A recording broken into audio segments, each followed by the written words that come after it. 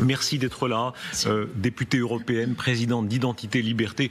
Quelques mots d'abord évidemment sur Mayotte, la tragédie de Mayotte, la conférence de presse il y a quelques instants de Bruno Retailleau, l'ampleur du drame, il a dit l'île de Mayotte est dévastée.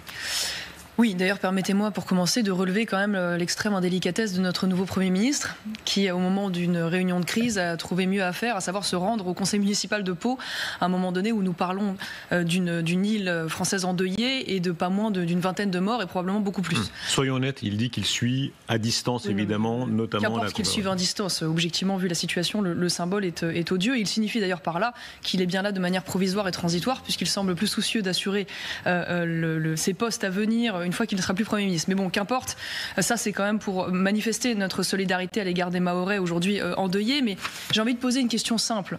Pourquoi aujourd'hui un tel niveau de drame humain et de drame matériel? Ça a été dit d'ailleurs parce que l'essentiel aujourd'hui des dégâts sont dans les bidonvilles, dans des bâtiments qui sont en tôle ou en bois et qui sont le résultat, disons-le, d'une île qui depuis des décennies appelle au secours parce qu'elle est submergée et débordée par l'immigration clandestine. On parle d'une île qui a entre 300 et 400 000 habitants, dont la moitié de la population est étrangère et évidemment autour de 95% pour ces étrangers d'origine comorienne.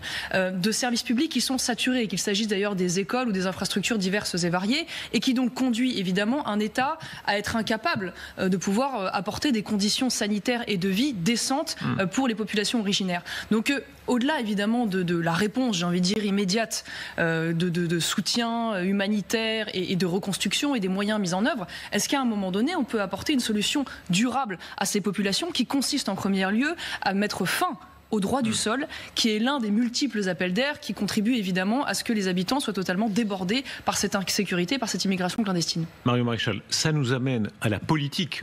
On vient de vous entendre très sévère sur François Bayrou, et cependant c'est ce même François Bayrou qui est plutôt accueillant avec le camp nationaliste. En tout cas, il a invoqué l'importance numérique. À l'Assemblée, c'est le camp nationaliste qui a été reçu en premier dans les personnes de Marine Le Pen et de Jordan Bardella. Vous les voyez tout à l'heure. C'est évidemment une des grandes inconnues des heures qui viennent, et c'est dire combien les heures que nous vivons sont décisives.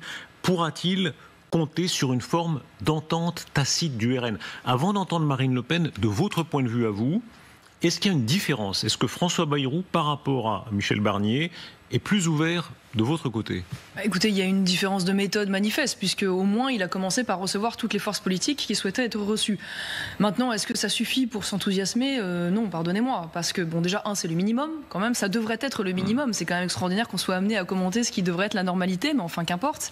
Par ailleurs, c'est un homme qui, je rappelle, par le passé, a soutenu Ségolène Royal, François Hollande, Emmanuel Macron. Pas de quoi, moi, personnellement, me donner beaucoup d'enthousiasme sur ce qu'il va advenir de son mandat. On découvre d'ailleurs par ailleurs que dans la ville de Pau, qu'il dirige, la dette a été multipliée par 2 depuis qu'il est arrivé, ce qui ne rend pas non plus très optimiste sur ce qu'il va être conduit à faire au niveau du budget. Maintenant, disons-le, le seul vœu à formuler, c'est qu'il fasse le moins de mal possible et qu'il tienne compte au maximum, bien évidemment, en particulier des fameuses demandes et lignes rouges du camp national auquel j'appartiens et qui a été la première coalition en nombre de voix aux dernières élections législatives. Pour l'instant, quand même, le ton change. Vous dites ce que vous venez de dire. Écoutez ce que Marine Le Pen disait sur le fait qu'elle est sensible à la réalité d'être écoutée par François Bayrou. Et peut-être un peu tôt pour dire si nous avons été entendus, mais nous avons été écoutés, oui. Le Premier ministre nous a exprimé le souhait que l'ensemble des députés soient traités de manière parfaitement égale, c'est-à-dire que chaque force politique puisse être entendue, soit respectée.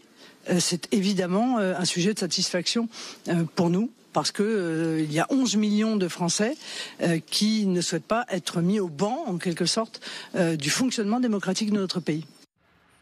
Marion Maréchal, visiblement il y a un ton, il y a un climat. Pour être plus concret, qu'est-ce que ça peut signifier? En échange de quoi le camp nationaliste au sens large pourrait, disons, être plus indulgent, en tout cas simplement qu'il n'y ait pas de censure, quoi. Non mais écoutez, depuis comme avec ses alliés, qu'il n'y avait pas, comme c'était le cas d'ailleurs à l'origine, rappelons-le quand même pour Michel Barnier, de censure a priori. C'est-à-dire qu'il n'y avait pas à terme d'obligation de censure, si tant est qu'un certain nombre de revendications soient entendues et qui tiennent au mandat que nous avons d'ailleurs tous reçu dans cette coalition nationale en juin, sur le refus d'augmentation massive des impôts, sur la baisse des dépenses publiques et du train de vie de l'État, sur une réponse forte aujourd'hui à cet emballement de l'insécurité et sur la question de l'immigration. Nous verrons les marges de manœuvre qui sont celles de François Bayrou. Moi, j'ajouterais même qu'il y a aujourd'hui un des sujets qui doit être mis sur la table de façon prioritaire, évidemment, après le budget, je suis d'accord en cela, évidemment, avec Marine Le Pen, qui est de dire que puisque nous sommes dans cette situation de blocage et de défiance démocratique, l'une des premières réponses que nous devons apporter dans ce mandat temporaire, c'est déjà de réparer, finalement, cette défiance et cette défaillance démocratique par une réforme des modes de scrutin. Ça a toujours été un des grands combats de François Bayrou.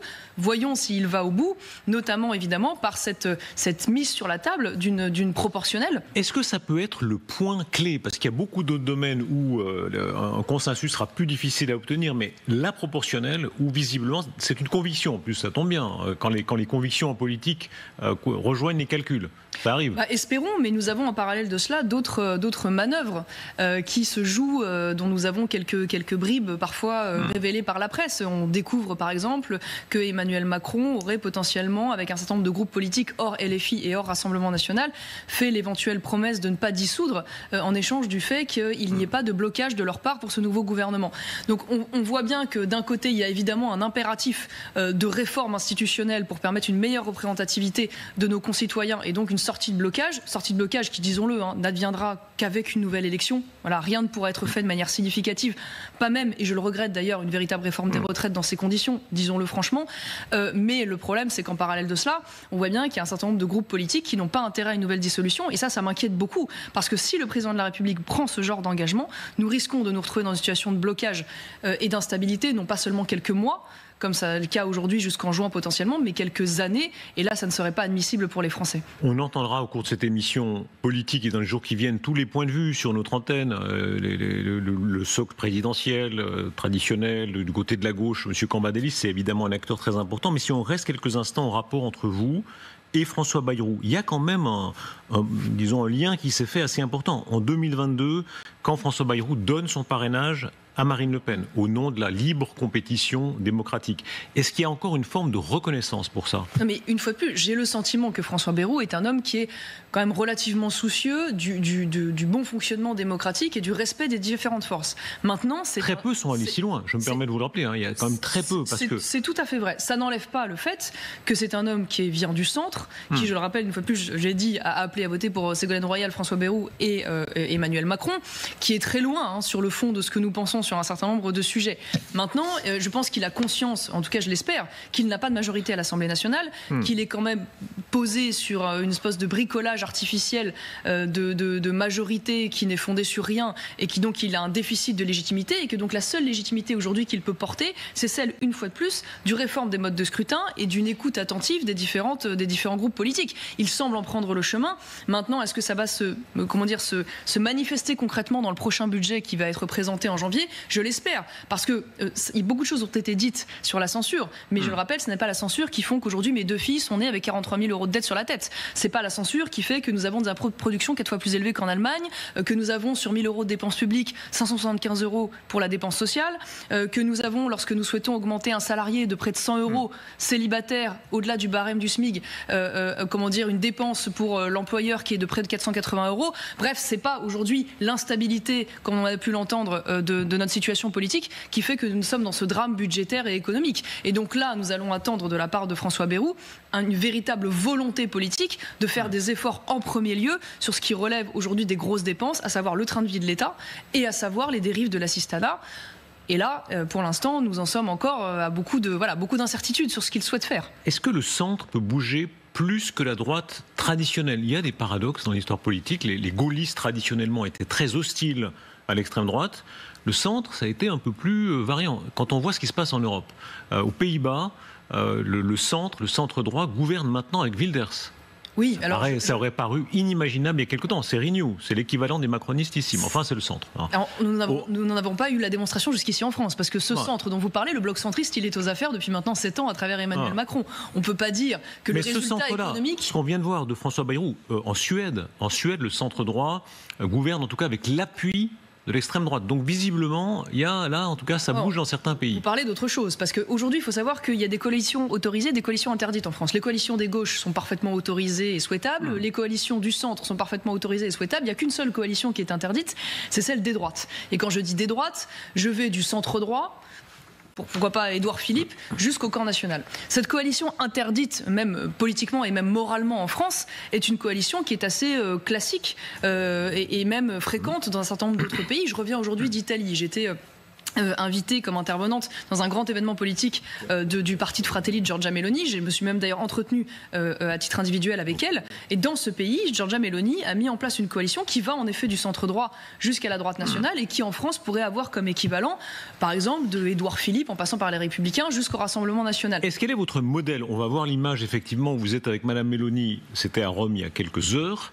Est-ce qu'elle est le modèle de ce que vous espérez? De ce point de vue-là, oui. Dans ce qu'elle a construit déjà sur le plan en effet de cette coalition, elle s'est accordée avec des gens qui ont des désaccords et des singularités, mais qui se sont accordés en effet sur des ambitions économiques de réduction des dépenses publiques et de baisse des impôts, sur un vrai volontarisme sur la question d'insécurité et un vrai volontarisme sur la question de la lutte contre l'immigration clandestine. Sujets qui font consensus en Italie, mais je le dis, sujets qui font aussi consensus en France, auprès des électeurs français de ces différents mouvements. Il n'y a quasiment aucune différence sur la question, par exemple, de l'immigration entre un électeur du centre droit d'Emmanuel Macron, un électeur d'Édouard Philippe, un électeur des Républicains ou un électeur du Rassemblement national. Il n'y a que les partis et les personnalités politiques qui ne veulent pas travailler ensemble. Est-ce que ça va changer en France? Est-ce que ça peut changer en France? Qu'on le souhaite ou au contraire qu'on trouve ça terrifiant. Mais cette perspective-là, c'est-à-dire qu'il arrive ce qui se passe en Italie, aux Pays-Bas, en Suède et dans quelques autres pays. Alors déjà, moi d'une part, je le souhaite. Je souhaite d'ailleurs y travailler avec mon mouvement Identité Liberté. Je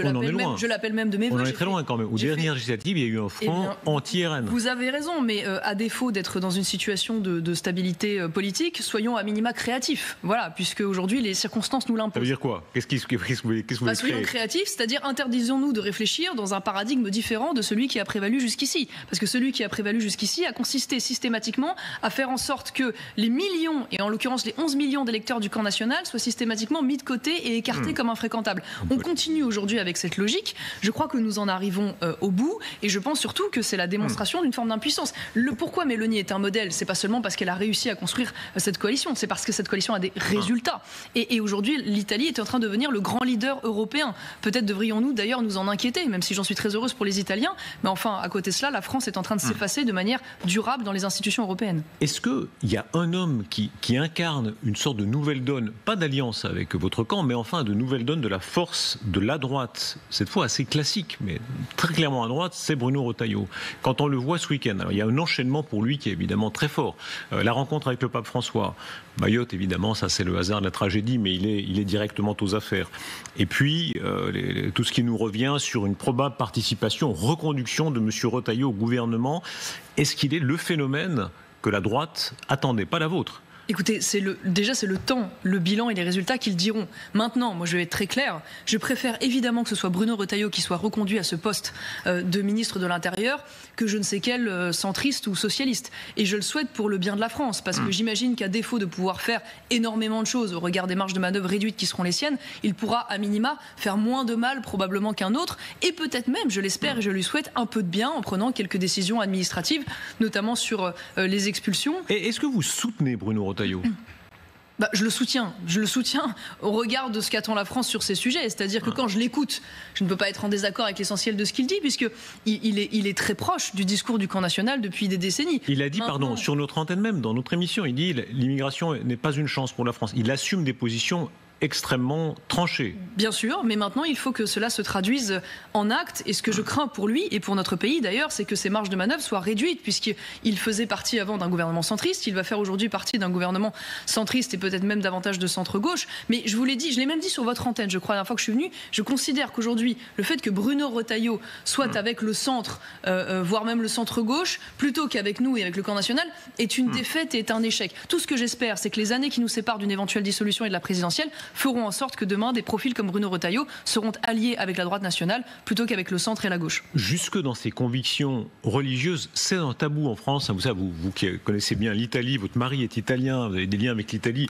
Là, en Italie, il n'y a pas ce tabou de la laïcité. En France, oui. Ne serait-ce que l'image où on voit hier, je crois qu'il offre un bouquin de Peggy au pape François, et il y a ces déclarations du pape François disant qu'il faut que la laïcité évolue en France. Vous pensez cela, vous qui êtes une catholique très assumée aussi? Non, mais ce que je constate sur la lecture aujourd'hui de la laïcité en France, d'ailleurs, qui est une lecture qui s'éloigne, disons-le d'ailleurs bien souvent, du corps du texte, c'est que c'est une laïcité qui est très intransigeante.